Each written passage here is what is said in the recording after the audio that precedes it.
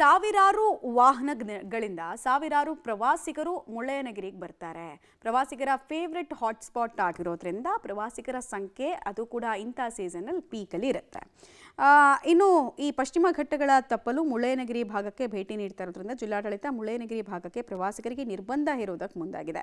ಬೆಳಗ್ಗೆ 600 ವಾಹನಗಳು, ಮಧ್ಯಾಹ್ನ 600 ವಾಹನಗಳನ್ನು ಮಾತ್ರ ಬಿಡೋದಕ್ಕೆ ಜಿಲ್ಲಾಡಳಿತ ನಿರ್ಧರಿಸಿದೆ. ನಿರಂತರ ಮಳೆಯಿಂದ ದತ್ತಪೀಠ ಹಾಗೂ ಮುಳ್ಳಯ್ಯನಗಿರಿ ಭಾಗದಲ್ಲಿ ಅಲ್ಲಲ್ಲಿ ಭೂಕುಸಿತ ಉಂಟಾಗಿದ್ದು ಪ್ರವಾಸಿಗರ ಹಿತದೃಷ್ಟಿಯಿಂದ ಜಿಲ್ಲಾಡಳಿತ ಈ ನಿರ್ಧಾರಕ್ಕೆ ಬಂದಿದೆಯಂತೆ. ಸ್ವಂತ ವಾಹನದಲ್ಲಿ ಬಂದ ಪ್ರವಾಸಿಗರು ಕೈಮರ ಚೆಕ್ ಪೋಸ್ಟ್ ಬಳಿ ತಮ್ಮ ಗಾಡಿಯನ್ನು ನಿಲ್ಲಿಸಿ ಜಿಲ್ಲಾಡಳಿತ ಬಿಟ್ಟಿರುವ ವಾಹನದಲ್ಲಿ ಹೋಗಬೇಕು. ಆನ್ಲೈನ್ ಬುಕಿಂಗ್ ಮತ್ತು ನೇರ ಬಂದ ಪ್ರವಾಸಿಗರು ಎಲ್ಲ ಸೇರಿ ಒಟ್ಟು 600 ವಾಹನಗಳಿಗೆ ಮಾತ್ರ ಅವಕಾಶ ಇರುತ್ತೆ. ಆನ್ಲೈನ್ ಬುಕ್ಕಿಂಗ್ ಮಾಡ್ಕೊಂಡು ಬಂದ ಪ್ರವಾಸಿಗರು ತಮ್ಮ ಸ್ವಂತ ವಾಹನದಲ್ಲಿ ಹೋಗ್ತೀವಿ ಅಂದರೆ TT ವಾಹನಕ್ಕೆ 200, ಕಾರಿಗೆ 100, ಬೈಕ್ ಮತ್ತು ಆಟೋಗೆ 50 ರೂಪಾಯಿ ಪಾವತಿ ಮಾಡಿ ಸ್ವಂತ ವಾಹನದಲ್ಲಿ ಹೋಗಬಹುದಾಗಿದೆ ಅಂತ ತಿಳಿಸಿದೆ.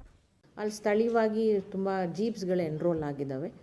16-18 ಜೀಪ್ಸ್ ಇದ್ದಾವೆ. ಅವ್ರದ್ದು ಸಹಿತ ಏನು ಲೋಕಲ್ ಅವ್ರಿಗೆ ಕಂಟಿನ್ಯೂ ಮಾಡಿದ್ದಾರೆ ಅದನ್ನು ಮಾಡ್ತಾರೆ. ರಿಕ್ವೈರ್ಡ್ ಫಿಟ್ನೆಸ್ ಸರ್ಟಿಫಿಕೇಟು ಅವ್ರದ್ದು ಏನೇನಿದ್ದಾವೆ RTO ಆ್ಯಂಡ್ ಪೊಲೀಸ್ನವರು time to time they will do their inspection.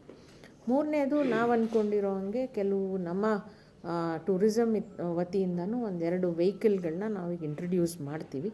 Initially carriage width ಹೊಸದಾಗಿ ರೋಡ್ ಆಗಿದೆ. ಸೊ ಎಷ್ಟು ವೆಹಿಕಲ್ ಮೂವ್ ಆಗುತ್ತೆ, ಟೆಂಪೋ ಟ್ರಾವೆಲರ್ ಅಂದ್ಕೊಂಡು